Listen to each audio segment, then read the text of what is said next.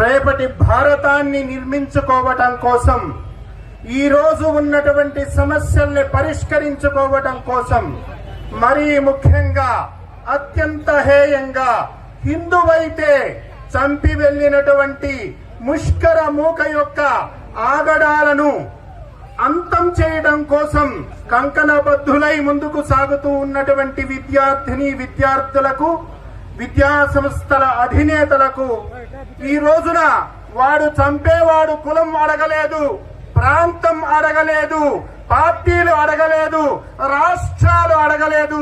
హిందువైతే నిర్దాక్షిణ్యంగా చంపాడు. భారతీయుడైతే మనమంతా కూడా భారతీయులుగా సనాతనమైనటువంటి ఈ ధర్మాన్ని పరిరక్షించుకోవాలి. ఈ ధర్మం మనుగడ సాగించగలిగితే ప్రపంచమంతా కూడా సుఖశాంతులతో ఉంటుంది. కల్మా చదవకపోతే చంపుతామన్నటువంటి సమాజాన్ని మనం చూసాము. కానీ నీకు భగవద్గీత శ్లోకం రాకపోతే చంపుతామన్నటువంటి హిందువుని ప్రపంచంలో ఒక్కడిని కూడా మనం చూడలేము. ఇంతటి సహృదయం కలిగినటువంటి హిందుత్వానికి మనం వారసులం. ఆ వారసత్వాన్ని మేము కాపాడుకుంటాం, ఈ ధర్మాన్ని నిలబెట్టుకుంటాం అని ముందుకు సాగుతున్నటువంటి ఉద్యోగ సంఘాల వారికి, హైందవ జేఏసీకి అందరికీ కూడా మరొకసారి ధన్యవాదాలు. ఇస్లాం తీవ్రవాదం నశించాలి. తీవ్రవాదానికి మతం లేదు అనేటువంటిది పిచ్చి మాట. ప్రతి చోట కూడా తీవ్రవాదానికి మతం ఉంది. బలైపోతున్న వాళ్ళకి హైందవం అనేటువంటి ఈ ధర్మానికి ప్రతినిధులే బలైపోతున్నారు. ఈ సత్యాన్ని గుర్తించాలి. ఈ రోజున మనం చూసాం, 3 రోజుల క్రితం జరిగినటువంటి సంఘటనలో బొట్టు తీసి తప్పించుకున్నటువంటి వాళ్ళు ఉన్నారు.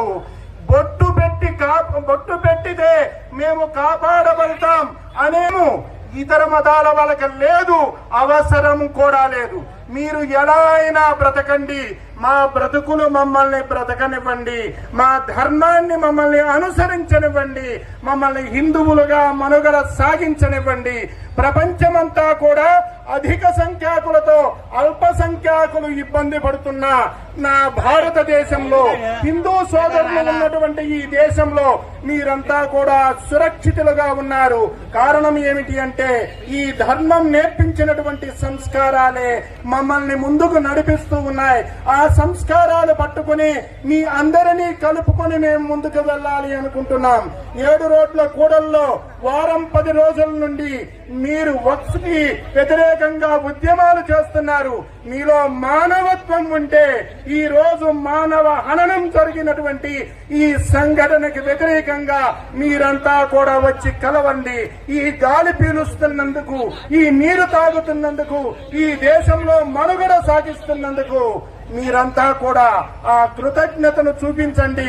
మీ ధర్మాన్ని మీరు అనుసరించండి, మా ధర్మాన్ని మమ్మల్ని అనుసరింపచేయనివ్వండి అనేటువంటిది తెలియచేస్తూ జై శ్రీరామ్, భారత్ మాతా కీ జై.